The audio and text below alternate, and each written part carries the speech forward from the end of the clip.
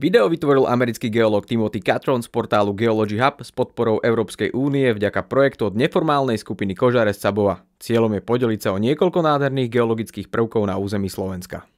Ak by ste sa vrátili v čase o 10 miliónov rokov, kde by sa podľa vás nachádzali najaktívnejšie vulkanické miesta na našej planéte? V Etiópii alebo možno v Čile?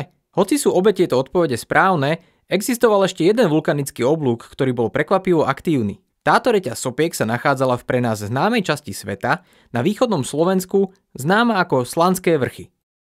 Tu sa na 55 km dlhom a 15 km širokom úseku zeme rozprestiera reťaz 13 sopiek. Táto reťaz vytvorila bohatú mineralizáciu, ktorej výsledkom je vznik drahého opálu, olovenej a zinkovej rudy a dokonca aj rudného minerálu antimónu, známeho ako antimonit, ktorý vytvára nádherné ihlicové čierne kryštály. Hoci sú všetky tieto sopky už dávno vyhasnuté a nikdy viac nevybuchnú, stále môžete vidieť pozostatky ich explozívnej histórie. Takto vytvorená krajina spôsobila, že na horské oblasti spadlo viac zrážok, takže vďaka hustému porastu stromov môžete vidieť obrysy viac ako tucta sopečných centier. Napriek tomu vyniká najmä jeden vrch, ktorý je známy ako Strechový, pretože kedysi bol najobjemnejšou sopkou tejto reťaze. Ak dnes vyleziete na jej silne erodovanú stavbu, nájdete tu množstvo sivých balvánov pokrytých machom. Tie predstavujú zvyšky viskóznych andezitových lávových prúdov, ktoré kedysi postupovali po jeho svahoch rýchlosťou menšou ako 1,5 km za hodinu.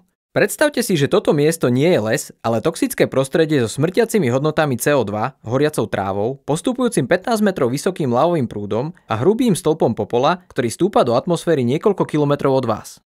Pri prechádzke okolo zvyškov tejto starobilej sopky môžete vidieť aj iné, farebnejšie typy hornín, napríklad červený riolit, ktorý niekedy vytvorí veľké zaoblené útvary známe ako lávové dómy. Nachádzajú sa tu aj hrubé vrstvy rôznych sopečných hornín, ktoré boli milióny rokov erózie vytesané do formy veľkých stĺpov. Tieto stĺpy, ktoré obsahujú piesok aj častice veľkosti peste, predstavujú nánosy z najsmrteľnejšieho nebezpečenstva – pyroklastických prúdov.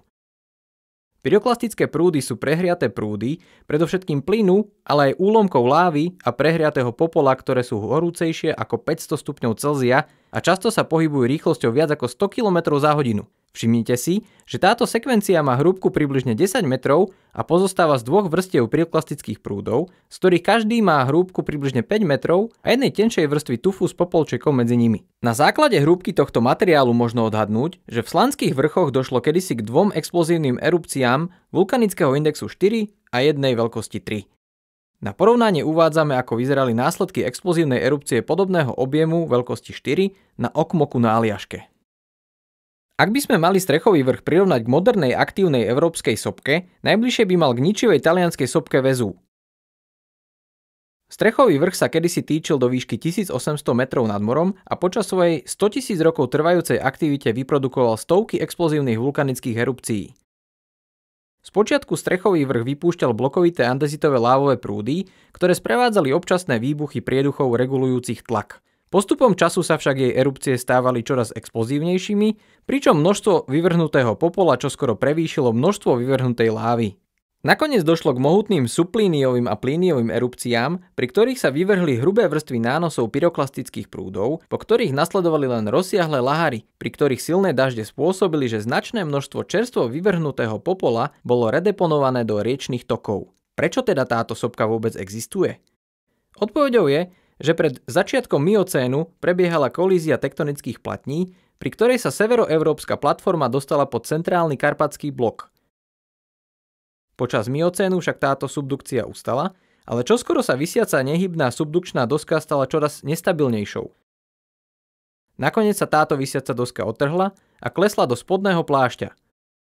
V dôsledku toho sa rozstavená magma v plášti dala na výstup nahor, aby vyplnila prázdny priestor, ktorý predtým táto doska zaberala a časť z nich potom prenikla do kôry a vytvorila pruh sopiek známy ako Slanské vrchy.